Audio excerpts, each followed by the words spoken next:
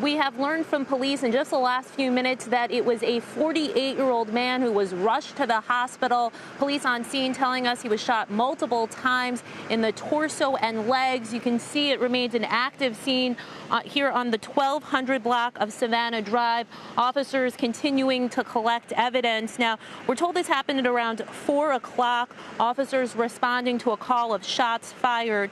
When they arrived, that is when they found this 48-year-old victim who had been transported to Wake Med in critical condition.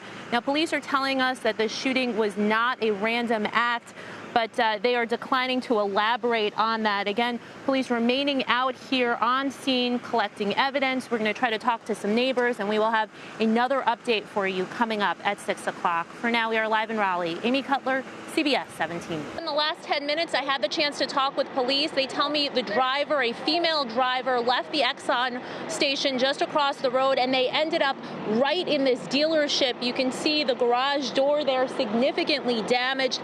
It somehow, the car managed to come into the floor room here. Police telling me that the driver then backed up and continued driving right onto the overpass onto 540. That is where police tell us the driver struck an ambulance head on. Police telling us there were 2 EMTs inside the ambulance at the time. Fortunately, they are okay. Police telling me that the driver, along with those 2 EMTs, were taken to the hospital as a precaution. Police saying at this point it's still too early to say if drugs or alcohol were a factor in this. It's also too early to tell what charges this driver will face. Clearly some significant damage done to this car dealership on Lumley Road. You certainly want to avoid the area. That is the latest. Live in Raleigh, Amy Cutler, CBS 17 News. Terry Price calling it a terrifying ordeal. He is stuck in Dunn, hoping, waiting to get his company's vehicle back. Now, this unfolded right across from I-95 where I'm standing. In the last hour and a half, the Harnett County Sheriff held a press conference, and he says that he is asking ATF and the U.S. Attorney's Office to look into this case. I'm just glad we're safe and alive. Terry Price says he was in the passenger seat of the pickup truck Bryant carjacked. Well, the only thing I seen was a man approaching us with 2 shotguns. It happened around 4:30 this afternoon on the northbound side of I-95 in Dunn.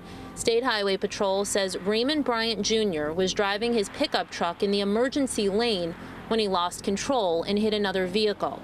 Harnett County Sheriff Wayne Coates says Bryant, armed with 2 guns, went looking for another vehicle. That he did take what appears to be a 20-gauge shotgun and shot into the driver's side of the tractor trailer. Coates says the driver and a female passenger both managed to escape. Coates tells me Bryant tried to drive that tractor trailer. It jackknifed, blocking I-95. Coates confirms the next driver locked his truck. Price tells me the pickup truck he was in was next. The driver of my truck stayed in the seat, so he tussled with him with the gun. Said, yeah, all I want is your truck, or I'm gonna blow your head off. So we gave him the truck and he took off. Authorities say Bryant continued north on I-95. Spotted in Johnston County, there was a chase. Authorities tell me it ended in Nash County when Bryant's stolen vehicle ran out of gas.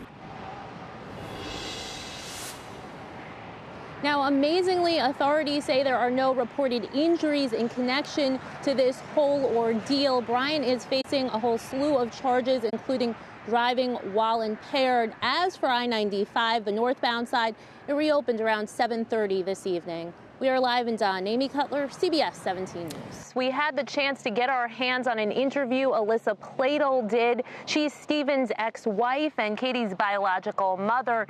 In that interview, it is clear she did not see their romantic relationship coming.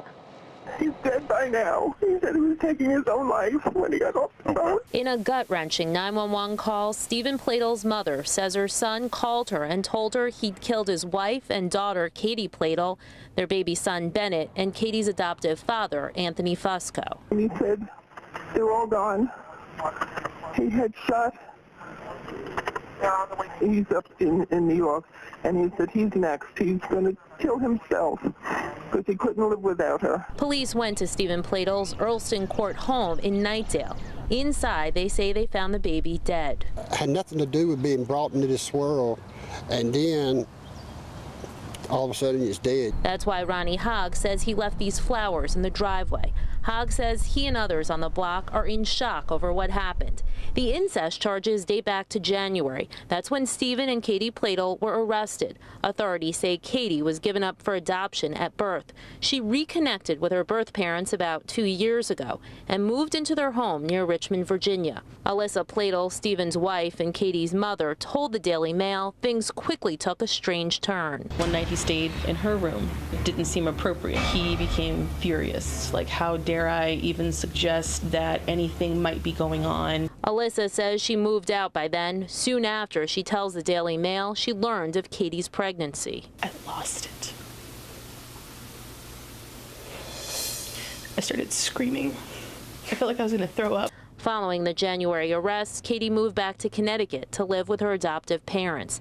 Police say Stephen Pladel's mother had custody of the couple's son. Now, we reached out to Alyssa Pladel, but she was not ready to talk. Knightdale police say they do not expect any charges to be filed in this case. Live in Knightdale, Amy Cutler, CBS 17 News.